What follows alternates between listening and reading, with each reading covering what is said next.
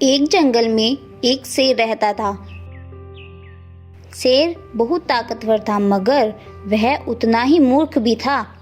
शेर को अपनी ताकत पर बड़ा घमंड था। वह शेर शिकार के लिए कभी भी जंगल नहीं जाता था, बल्कि उसका मंत्री चीता उसके लिए खाने का इंतजाम करता था। शेर का मंत्री चीता रोजाना एक एक जानवर को शेर के पास लाता और शेर उसे मारकर खा लेता था। जंगल के सभी जानवर शेर की इस हरकत से काफी परेशान हो गए और उन्होंने एक मीटिंग बुलाई। मीटिंग में तय किया गया कि हम सब उस शेर को सबक सिखाएंगे। उसी जंगल में एक रूप बदलने वाला बाघ भी रहता था। वह किसी भी जानवर का रूप बदल सकता था। उस बाघ ने कहा, शेर की चिंता तुम सब छोड़ दो, बस तुम कल को गुफा के पास मौजूद रहना। मैं उस शेर को गुफा में पहुंचा दूंगा और तुम सब मिलकर गुफा के दरवाजे पर बड़ा पत्थर रख देना। अगले दिन शेर के मंत्री चीता का सामना उस रूप बदलने वाले बाघ से हो गया। उस बाघ ने चीते को मार गिराया और उसका रूप बदलकर शेर के पास जा पहुंचा।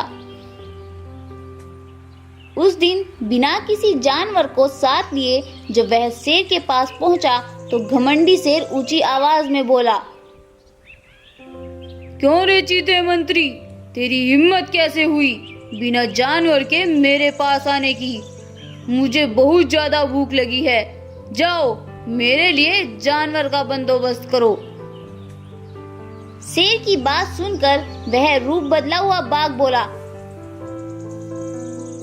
शेर महाराज, आज से मैं आपके लिए जानवर का इंतजाम नहीं कर सकता, क्योंकि जंगल में एक और शेर आ गया है। अगर मैं आपके लिए शिकार का जानवर लेने गया तो वह शेर मुझे भी मार देगा।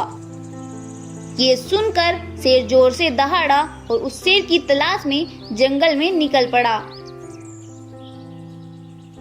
अपनी ताकत के घमंड में चूर वह शेर चलते चलते एक गुफा के पास पहुंच गया। गुफा को देखकर शेर मन ही मन बड़बड़ाया, तो इस गुफा में रहता है वो शेर। चलो देखता हूँ कैसे मुझे शिकार करने से रोक सकता है।